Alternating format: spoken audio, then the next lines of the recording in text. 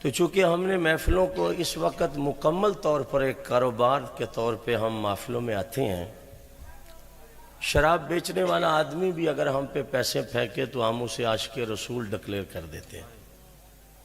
قیامت ہے، لہٰذا آپ حضرات کی خدمت میں التجا ہے کہ نقیب صاحب اپنے بندوں کو بھی سمجھائیں کہ ابھی آپ جو کچھ کرنا چاہتے ہیں جلدی کر لیں، بہت مہربانی آپ۔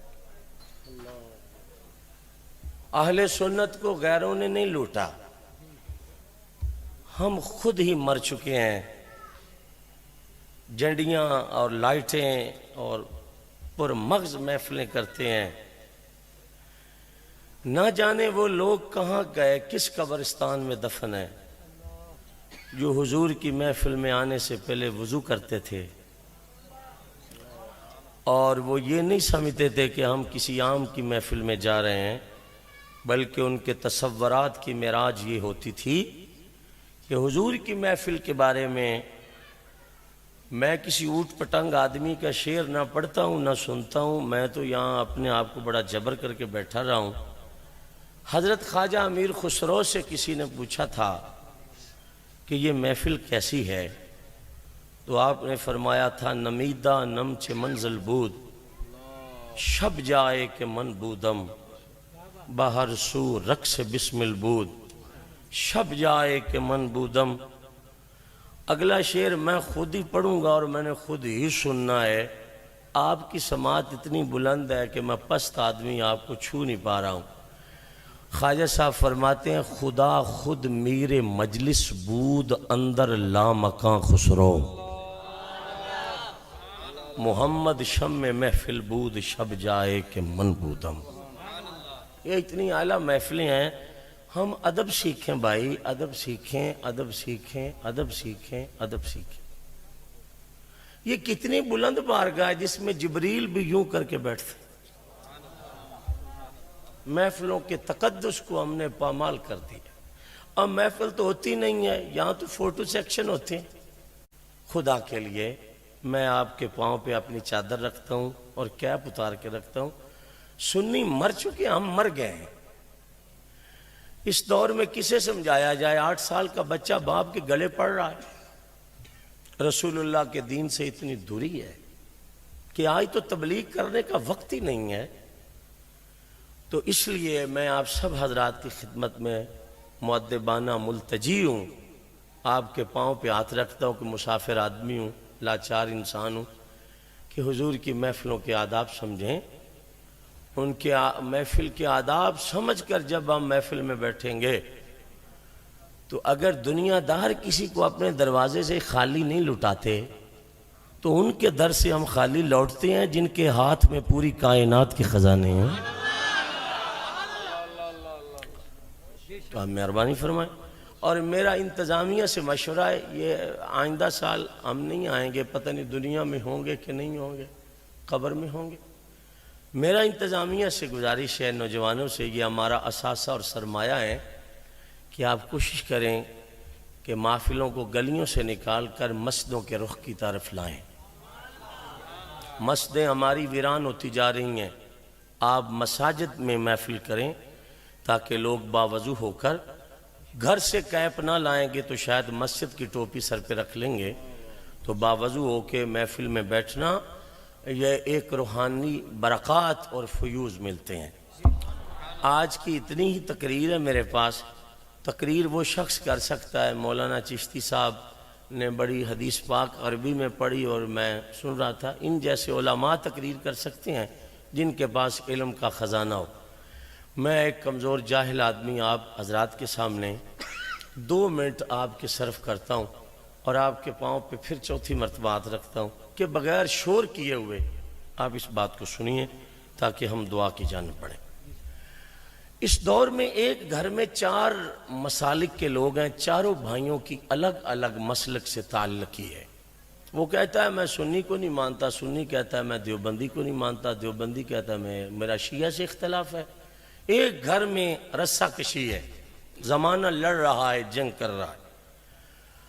میں نے کسی کو گالی نہیں دینی، میں آپ سب حضرات کی خدمت میں یہ عرض کرتا ہوں کہ امت میں ایک بزرگ گزرے ہیں، سعدی شیرازی مصلح الدین، جن کی کتابیں پڑھ کے ہمیں مولوی بنایا جاتا ہے۔ جب بھی کوئی بچہ مدرسے میں مولوی بننے کے لیے داخل ہوتا ہے تو اسے سب سے پہلے حضرت سعدی کی ایک کتاب ہے کریمہ سعدی، اس سے اسے عالم بننے کی سیڑھی کے پہلے سیڑھی پر اس کو قدم رکھنے کی استاد اجازت دیتے ہیں کہ تو کہہ کریمہ ببخشا برحال ماں کہ استم اسیر کمند ہوا، یہاں سے مولوی بننے کا آغاز ہوتا ہے۔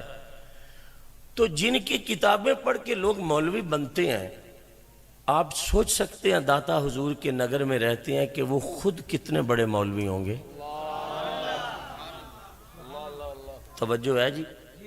مولانا آپ گھڑی کیوں دیکھ رہے ہیں؟ آپ میری طرف دیکھیں، میں تقریر کر رہا ہوں۔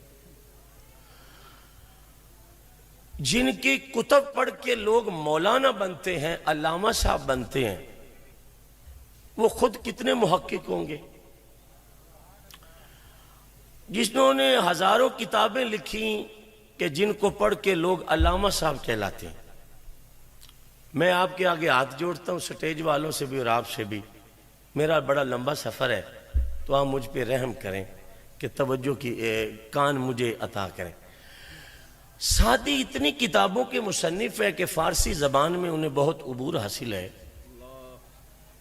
ان کو ایک مجلس اور ایک محفل میں دیوانے نے عرض کی کہ سعدی جی، تمہاری کتابیں پڑھ کر لوگ مناظر و علامہ اور مفتی بنتے ہیں، آج محفل میں ذرا تقریر کیجئے اور حضور کا حسن بیان کیجئے کہ مصطفیٰ کا حسن کیا ہے، جلوہ جانا کیا ہے، ان کے اوصاف حمیدہ کیا ہیں۔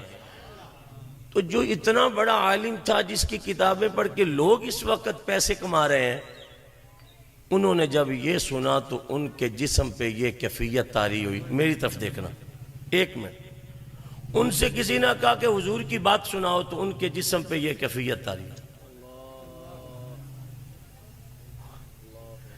آپ حضرات کے جسم پہ تو بڑی دیر سے کیفیت میں دیکھ رہا ہوں، ان کے جسم پہ یہ کپ کپی طاری ہوئی۔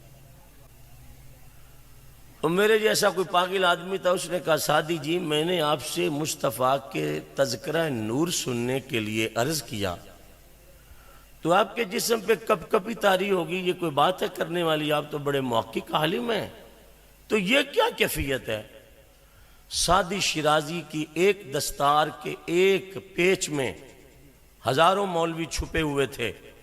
سعدی تڑپ کے کہتا ہے کچھ اور سنو مجھ سے۔ کہا اس نے سرکار سناؤ، کہا کچھ اور سنو مجھ سے۔ میں تیسری مرتبہ پھر پلٹ کے کہہ رہا ہوں، کہا کچھ اور سنو مجھ سے۔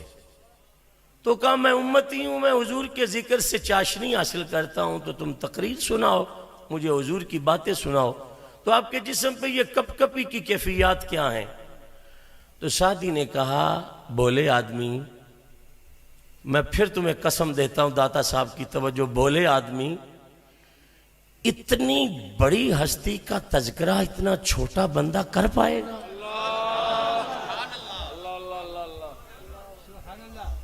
ہائے ہائے ہائے، اتنی بلند ہستی کا تذکرہ اتنا چھوٹا بندہ، اس قابل تو نے مجھے سمجھا ہے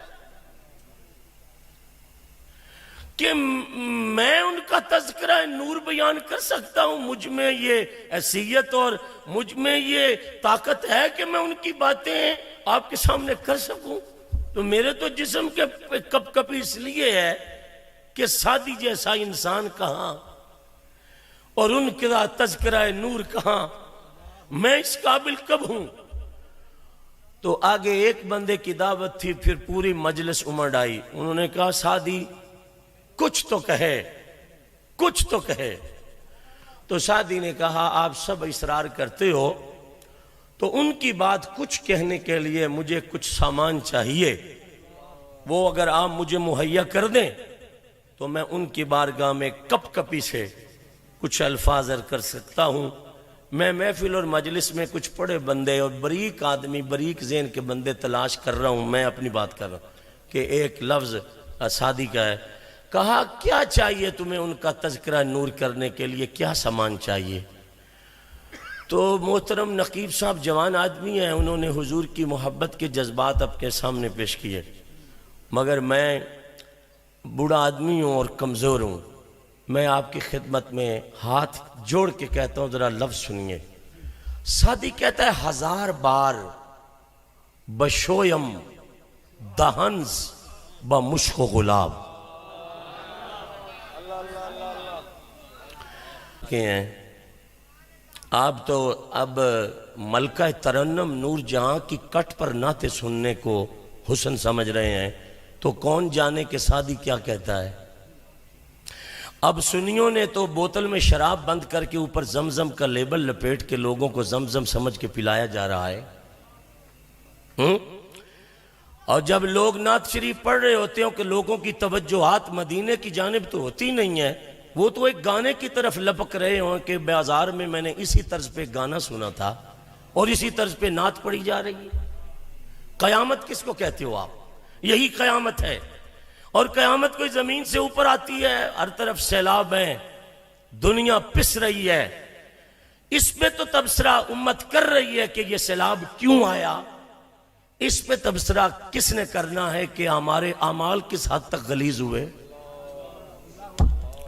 اس پہ تو ٹیلی ویژن پہ ایک کلین شیپ آدمی تبصرہ نہیں کرے گا کہ آخر یہ آفات و بلیات امت پہ کیوں برستی ہیں. اس پہ تو تبصرہ ہوتا ہی نہیں ہے. ہم تو یہ کہتے ہیں یہ کیوں ہوا، اس پہ غور کرنا ہے کہ اس کی وجہ کون ہے. ہم اس پہ غور کریں. تو سعدی جیسا بندہ کہتا ہے 1000 بار بشویم دہنز بمشک و گلاب. میری جماعت کے اگر یہاں کوئی 10-20 علماء بیٹھے ہوتے تو وہ مجھے شاباش کہتے. میں اب آپ سے کوئی خیرات تو شاباش کی مانگتا نہیں ہوں، مگر لفظوں کی بے قیمتی کرنا یہ توہین ہے. سعدی کہتا ہے عنبر، مشک اور گلاب منوں کے حساب سے اکٹھا کیا جائے اور پھر اس کا عرق نکال کے کئی مٹکے بھرے جائیں، اور وہ جو عنبر اور مشک اور گلاب کے پانی ہے اس سے کئی مٹکے بھرے ہوں، وہ میرے منہ میں دیا جائے پیالے میں. میں ایک مرتبہ اس سے کرولی کروں، دوسری مرتبہ کروں، تیسری مرتبہ کروں، 1000 بار. 1000 بار وہ مشک اور عنبر کستوری کا پانی وہ میرے منہ میں دیا جائے پیالوں سے اور مٹکے بھرے پڑے ہوں.